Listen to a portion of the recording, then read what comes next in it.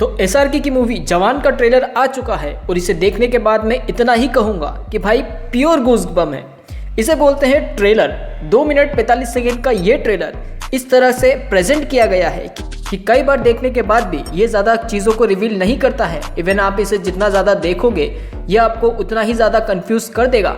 ऐसा लगेगा जैसे तुम मेले के बड़े झूले में बार बार चक्कर लगा रहे हो, जो मज़ा तो बहुत देता है बट ना तो समझ आता है और ना ही पेट भरता है। और इस ट्रेलर को देखने के बाद ऐसा लगा जैसा कि सब कुछ देखने के बाद भी कुछ नहीं देखा हो। इतनी खूबसूरती से इस ट्रेलर को काटा गया है।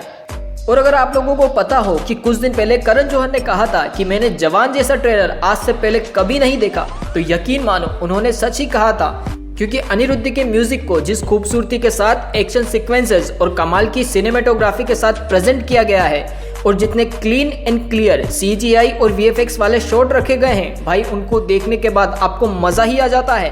और अगर आप लोगों ने जेलर का ट्रेलर देखा हो तो इस ट्रेलर के कुछ शॉट आप लोगों को जेलर के ट्रेलर की भी याद जरूर दिला देते हैं। और इस ट्रेलर की सबसे खूबसूरत बात यह है कि ये आपको सब कुछ दिखाने के बाद भी बिल्कुल कोरा सा छोड़ देता है। और इसके अंदर आप लोगों को SRK के बहुत सारे कैरेक्टर्स दिखाए गए हैं जो आपको 100% कंफ्यूजन में डाल देंगे। और जितनी खूबसूरती के साथ इस ट्रेलर को काटा गया है, एक फ्रेम के बाद दूसरी फ्रेम जितनी तेजी से चेंज होती है, आप उस फ्रेम के साथ ना ही कनेक्ट कर पाते हो ना ही उस चीज को समझ पाते हो, बट फिर भी वो चीज आप लोगों को खूब ज्यादा मजा दे देती है। और साथ ही इस ट्रेलर की सबसे खूबसूरत बात यह है कि इतनी सारी चीजें बताने के बावजूद भी ये अपनी स्टोरी को पूरी तरह से रिवील नहीं करता है।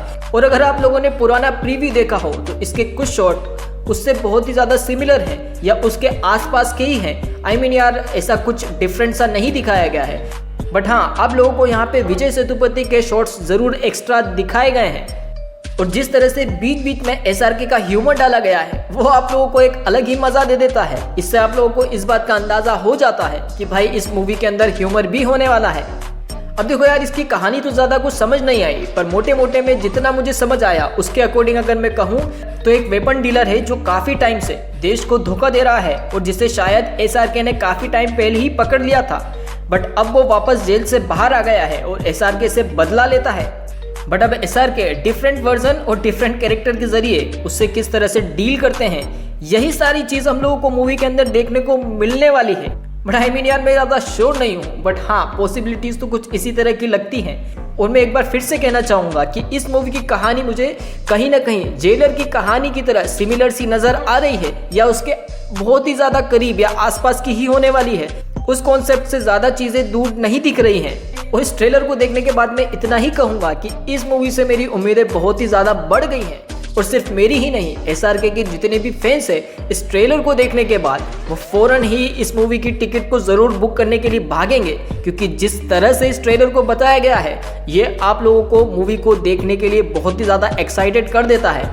और इस ट्रेलर को देखने के बाद मैं इस बात को जरूर कहूंगा कि ये मूवी अपने पहले ही दिन में लगभग 75 से 80 करोड़ के आसपास का बिजनेस इंडिया से करने वाली है।